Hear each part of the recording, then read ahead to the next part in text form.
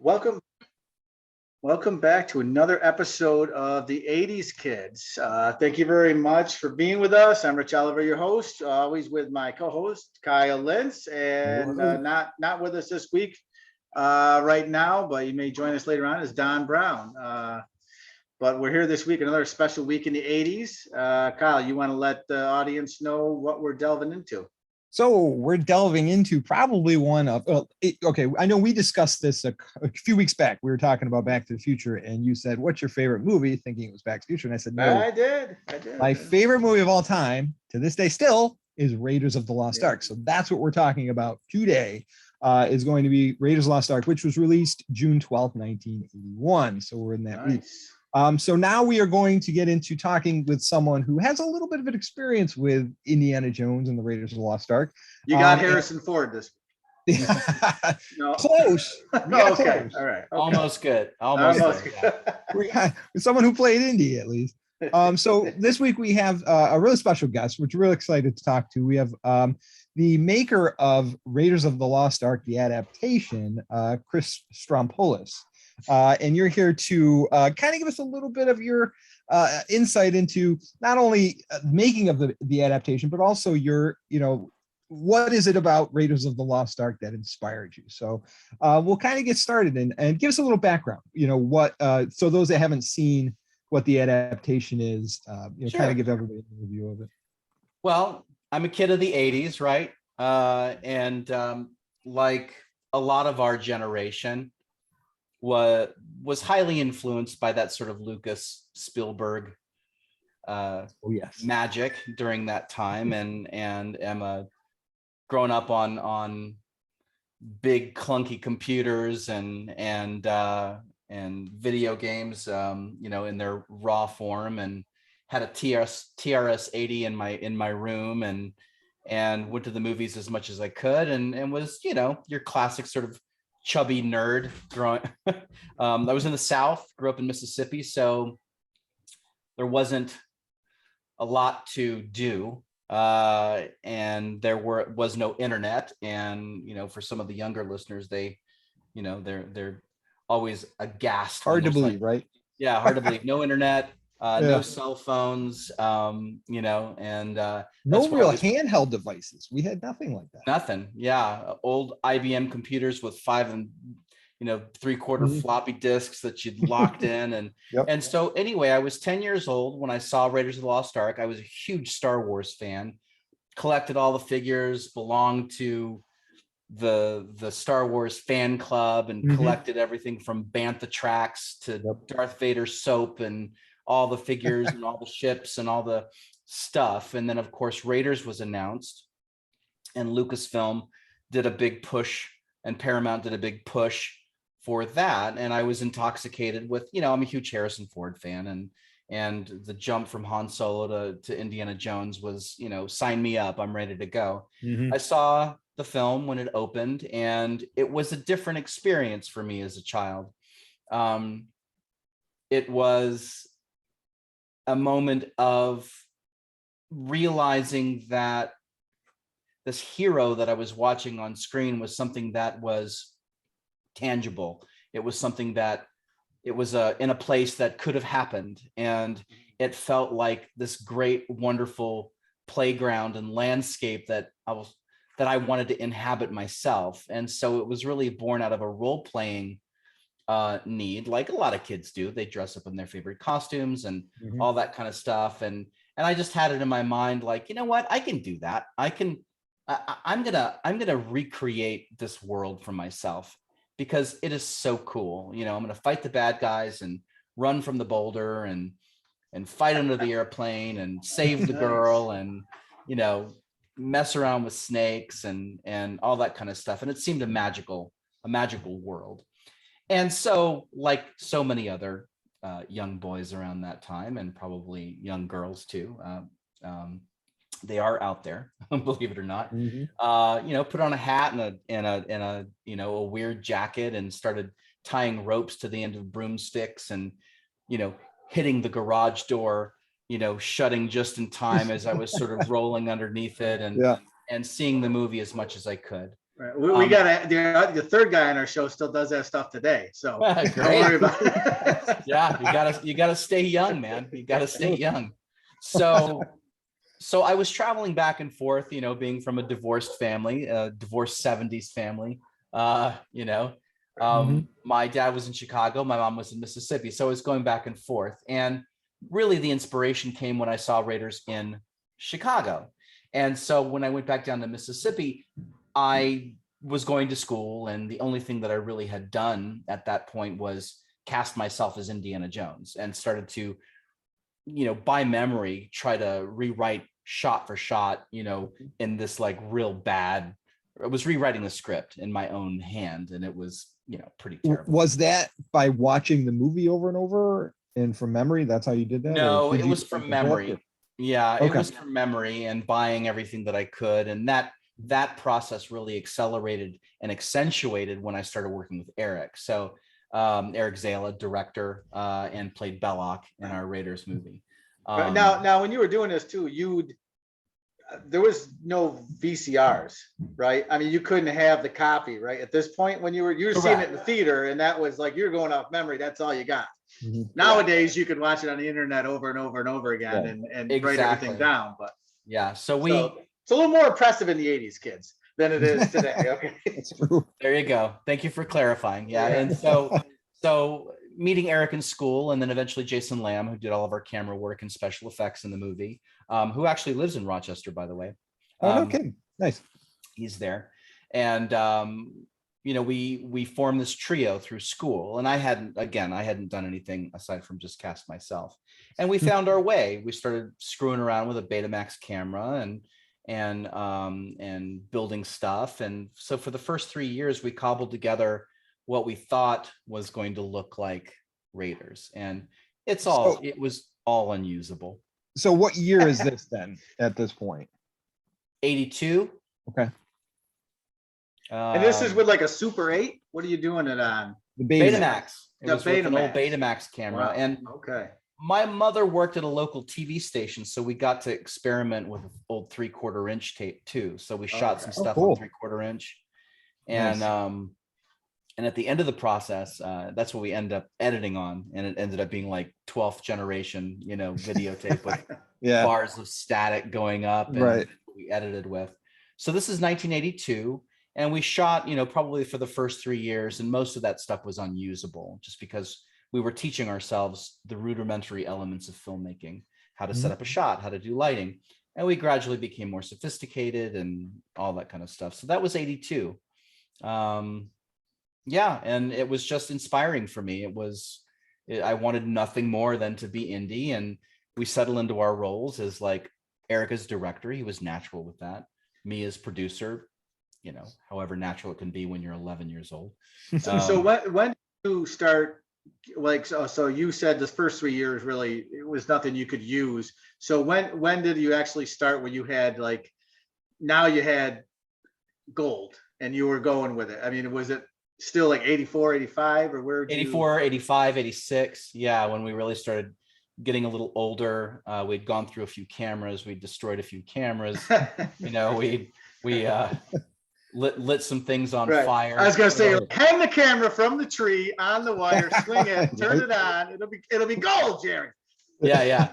It was, you know, in Mississippi, it's hot. You know, it's 105 degrees and extreme humidity, and I'm sure the cameras didn't respond well to that, especially back then. I was gonna say. No, certainly not. They did not, and they weren't built for what we were doing. You know, they just weren't home video cameras. And so the gold started to come about when we started to do more research. But yeah, we were still working from memory. And Eric, who wanted to be a comic book artist, sat down and did over 600 individual storyboards using the original Raiders storyboard template. And we had a Bible, and we made a shot list Bible, a storyboard Bible that we used, and we constructed it from comics and collectibles and everything that we could get our hands on. And when the film came out on Laserdisc, I think 85, 86, we watched it and realized that we were almost perfect. You know, that's awesome. Nice. Yeah. It's amazing how much of an impression it made on you to get you that, to that phase. Indeed. Yeah. So powerful movie. I love it to this day. And yeah, Absolutely. it's Now, how did you guys play? You're what age are you now? 80, 45? Let's see. I was 11, 12, maybe 14, 15, 16. Okay. That's what I was wondering, like, how did the love scene angles come into the movie? Being at that age, I thought, if like at 10, you're like, I don't even know what they're trying to do, but when you get a little older, now you're like, okay, should we emphasize the actual love story and stuff throughout? Did you guys play it right to the T?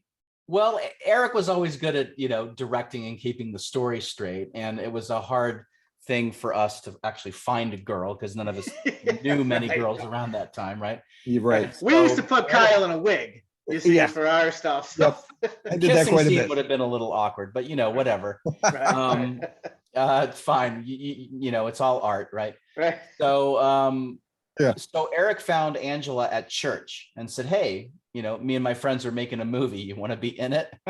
Right. So she said, "Sure." Yeah. The greatest pickup line ever. Right. And my only prerequisite was, "Hey, Eric, just make sure that whatever girl you find, she's shorter than I am." Nice. There you go.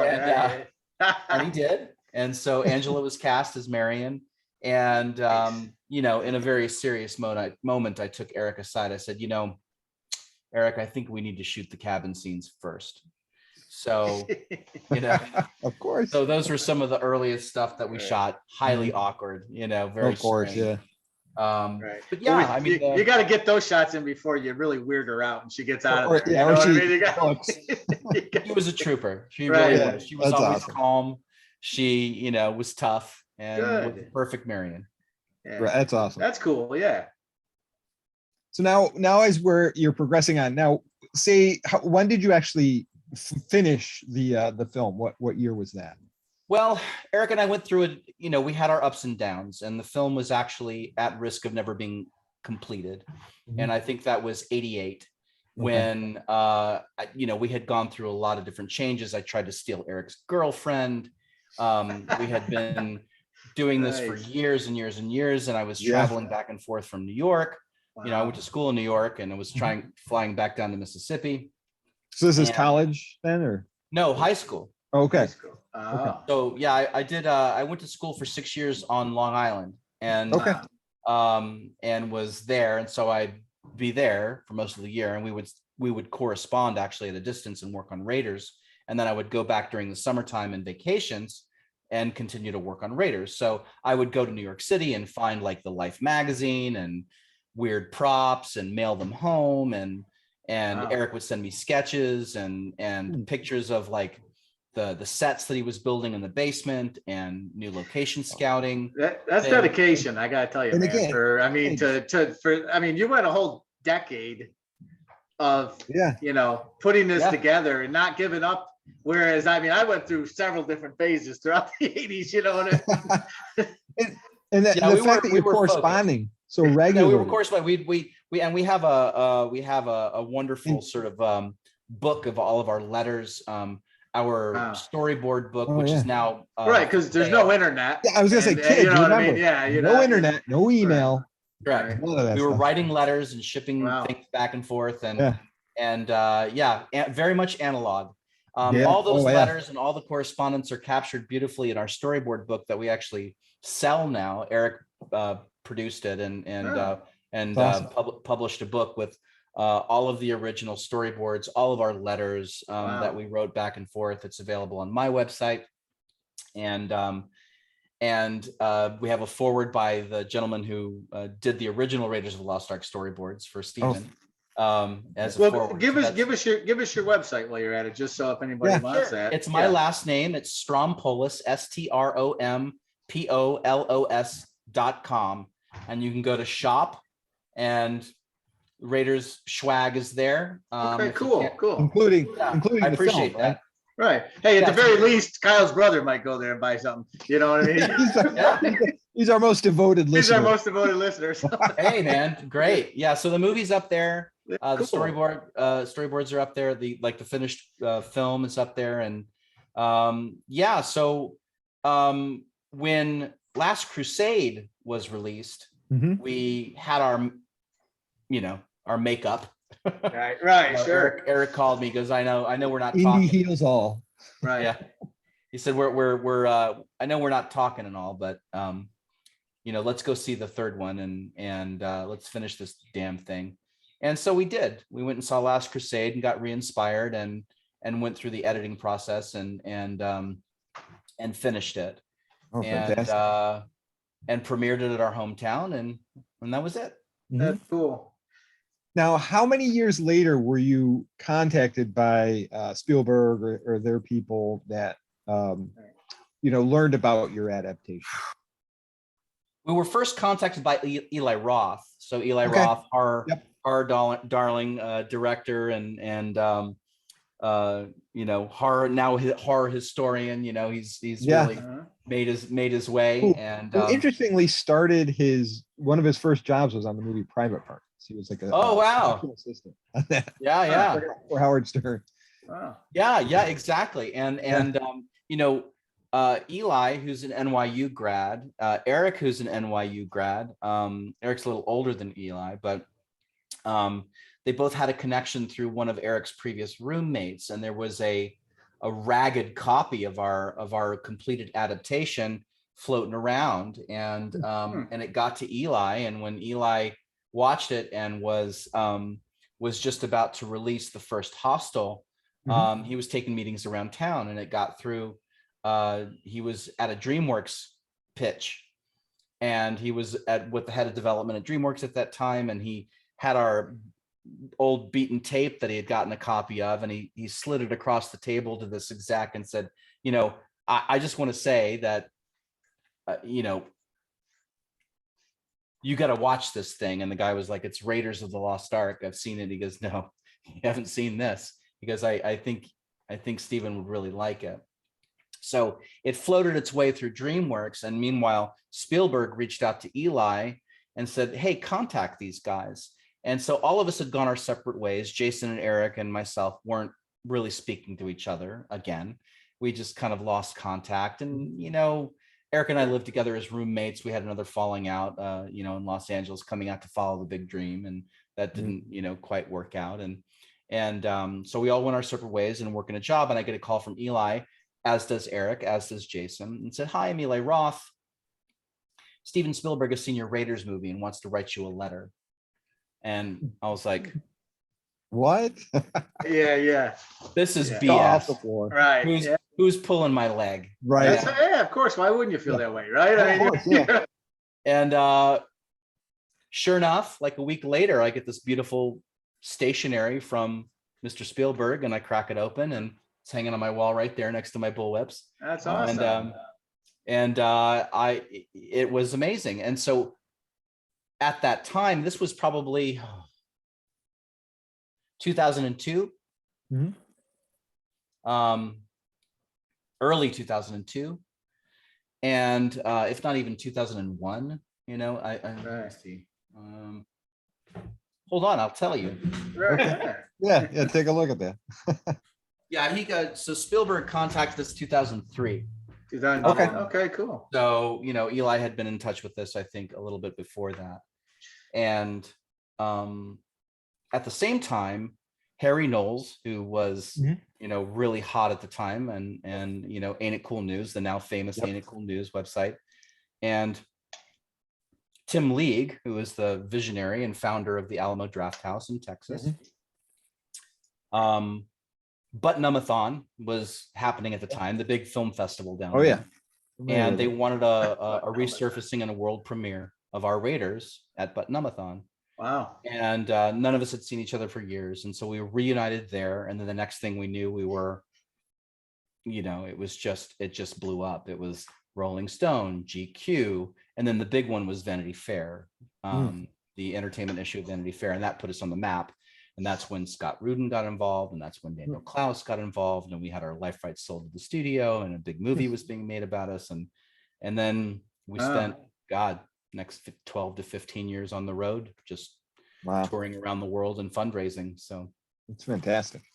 It's quite a inspirational story, because I mean, Well, here you are, just somebody that was just fascinated by a movie, right. trying to create your own love letter to it to a degree, by just recreating it yourself, and it found you that fortune and glory that indie is always searching for. I know, yeah, absolutely.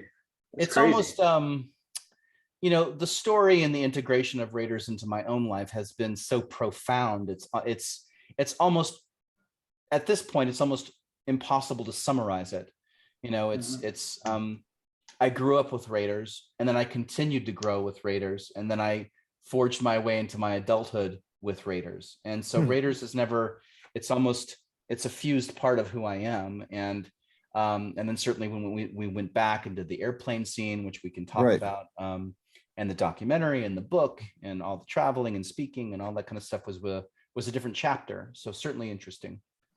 Now, how many years later was the airplane scene? Because that, obviously, when you're kids, you don't have the money to create a whole airplane fight. We tried. Yeah. We tried, but it was it was really funny. We thought to ourselves, we could do this, and we had we snuck onto an old retired airfield with old airplanes, stuff like that, and tried to spec it out, but we deemed it with propellers and all that kind of stuff, we couldn't wrap our head around it. One, dangerous, but the conclusive decision was we were going to blow up a miniature airplane, because how do you blow up a real airplane? And we decided it would look too fake, so we skipped it. And just in the finished thing, you'll see it was, we kind of glitched it a little bit, right?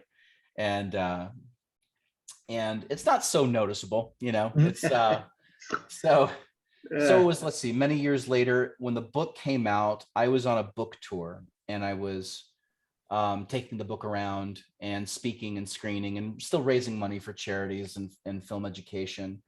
And Jeremy Kuhn, who's producer of the film Napoleon Dynamite, I was in Utah, I was in Park City, and I was there for a children's film festival. And I met Jeremy, and he said, man, I loved your movie and the book is great, and I would love to talk with you about doing a documentary on your life story.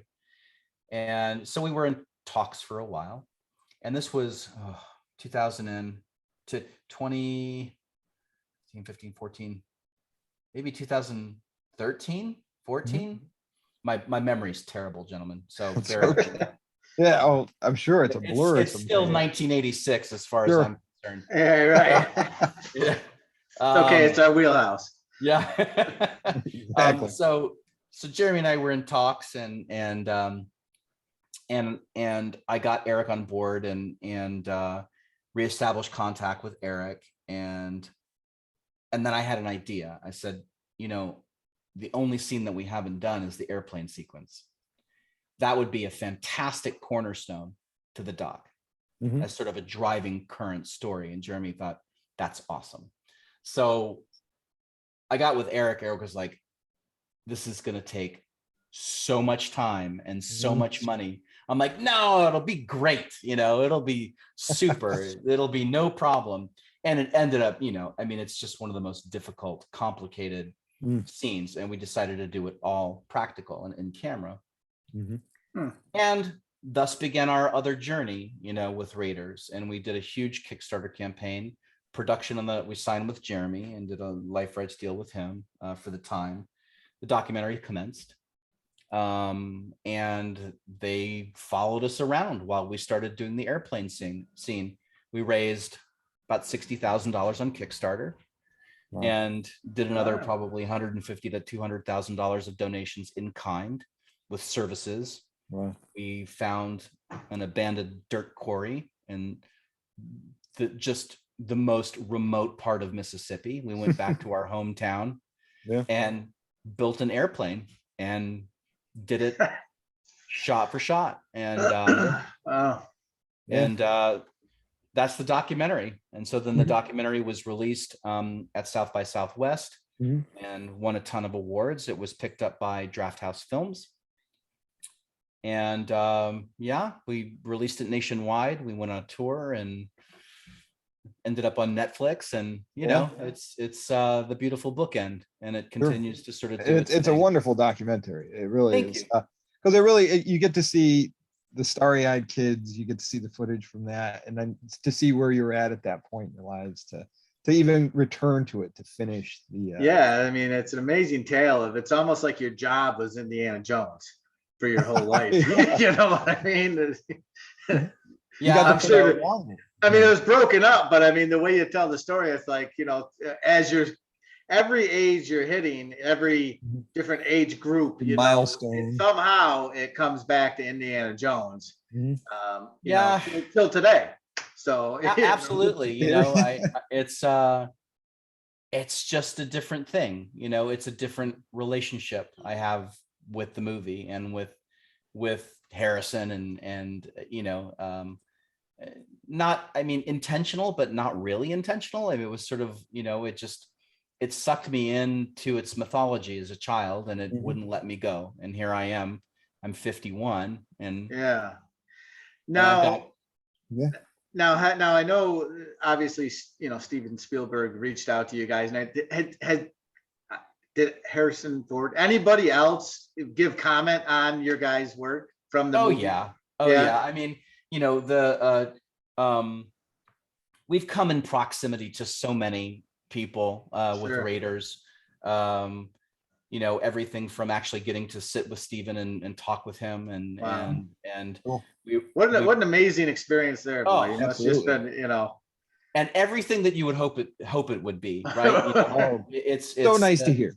Absolutely everything, you know. I mean, everything that you hope as a fan to meet one of your childhood heroes, that it would be, you know. It doesn't work out most of the time, right? You know, they say don't meet your heroes, you know. But it doesn't. Hear that it was that good. So kind and good. Such a, you know, a patriarchal man, and was just looked us in the eye and really regarded us. And when we were at Amblin, he gave us a tour of his office, and we sat, and he said, "Oh, I want to show you boys something." And we sat in his office, which was like crazy, you know, that is this cabana, like 1930s Casablanca cabana with like walls of Academy Awards, and you know, beautiful leather, and you know, just super amazing. And we got to sit down, and he brought out before anybody had really known about any of this stuff, you know, he brought out old blooper reels and gag reels from Temple of Doom and Last Crusade, and outtakes from Raiders, and set them up on the TV. And we just sat there in his office and watched this old footage with Spielberg, and it was just crazy. Oh yeah, that's amazing. Karen Allen sent me a photograph through Facebook of one of my friends was in one of her plays that she directed. And they were out in front of the theater in New York, and Karen wrote a big sign, "Hi Chris, you know, love Raiders, hope you're doing well," and like held it up and sent that to me through Facebook. Awesome. John Rhys Davies, of course, you know, narrated our documentary. So many folks. I mean, Ben Burt, we went to his office, we sent him a poster, and Harrison, the closest we've come to Harrison was I've never met Harrison. Always wanted to, you know, that's one of those shaky things, is, you know, be careful and meet your heroes. He's of course historically cantankerous. So and so another Indiana Jones fan, who's become one of our fans of our movie, and just a fellow indie lover, you know, tracked Harrison down at one point at some like convention, or they were doing some sound mixing somewhere. I can't recall. And he was in full gear, and he went and he asked Harrison to sign something. And Harrison said, "You're not one of those kids from Mississippi that did the remake from Greatest, and he said, no, I'm not." Hey, he's got his eye on you, though. Yeah, he knows he's aware of your presence. Exactly. You're not one of them Mississippi kids, are you? Yeah. That's great. Paul Freeman came to our London premiere and was kind. awesome. And was very generous and signed autographs with us and watched the movie, and we did a big fundraiser with him in London. And experiences like that, just time and again, really, really cool. And awesome. just in that whole time that you did this, you guys never worked on any other kind of movies? So great question. So Eric and I founded a production company, now defunct, but we went our separate ways. But it's we established Rolling Boulder Films, and actually a lot of the concept art can be seen on Eric's website. It's ericzala.com, and our project we worked on it while we were on the road. So we were touring for years, screening the film, speaking, raising money for film education, and a host of other charities. Yeah, that's awesome. We wrote a film called What the River Takes, and it was a Southern Gothic adventure movie. Rites of passage, really cool. I think it's a damn good script, and we did the usual thing. We pitched it to all the big people. We went to all the studios. We went to all the hottest of the best, of the greatest, of the biggest, and nobody picked it up, and we continue to work on it and reach out to casting people and going through life, and it just never got a hold. We took pictures and ideas at other studios for writing ideas, little bits and pieces and things here, and that didn't really interest us. But our film that we always wanted to make, What the River Takes, great script, artwork. All the artwork can be seen on the website. I mean, it's really fantastic. We hired this amazing artist out of Poland. His name is Tomasz Jedrzusek. Brilliant artist, absolutely fantastic. And it just never took off. We pitched our asses off, and it just never. Oh, I'm sure. Yeah. Well, that's what I was just wondering, because I mean, they're so dedicated to the indie stuff. Yeah. That's why I was wondering if you guys were doing anything else. But I mean, in your head, I'm sure you're thinking, you wrote this great script. This is what we're going to be known for. And here you are, known for what you made growing up as a kid and continued on through life. So it's not a horrible thing. It's a bittersweet. No, that's how life works, man. It's Yeah, we tried, and there's always the future. You never know what's going to happen. I mean, absolutely. Never say never. And I mean, I'm sure you've met so many people along the way, being an indie fan and meeting so many other people that are totally enjoy that genre. So, I mean, that's awesome. I appreciate you coming on and telling us, the whole background story from, how it works. So that's pretty awesome. Yeah. My pleasure. Yeah. Good to be here. You guys have thanks so much for coming on and sharing all that. It's great. Yeah. If anybody hasn't seen the documentary, definitely look out for it. Raiders, the greatest, The Greatest Adventure. And now what platform Raiders, is it on? The greatest fan film ever made. That's the greatest fan film ever made. And is it on a certain platform right now, or where? It's on Hulu right now. Hulu. I think it's on Amazon. It retired off of Netflix, but I think you can watch it on Hulu, and you can always watch it through any of the Alamo Draft House streaming platforms. I think Eric has Blu-ray copies of it on DVD and Blu-ray. I have copies of our adaptation. Again, you can go to my website. And the adaptation is the actual movie you guys made. The full remastered movie with the airplane scene, extra footage, interviews, photographs, scans of all of our cool childhood stuff. And it's all there. Awesome. Definitely worth checking out. Yep. So again, the website is Stompolous.com, STROMPOLOS, my last name.com. Just go to shop. You can buy Raiders stuff there. If you don't see what you want, Eric has stuff on his site as well. And head onto the internet. There's tons of information about us, and we're all over. Great. Awesome. Thanks so much. Thanks so much, Chris. Thank you, gentlemen, Kyle and Rich, for having me on. It was a pleasure and nice to talk with you, at you. Absolutely. Absolutely. Good seeing you here. Okay. All right. Thank you. You're welcome. All right. Have a good afternoon. You too. Bye.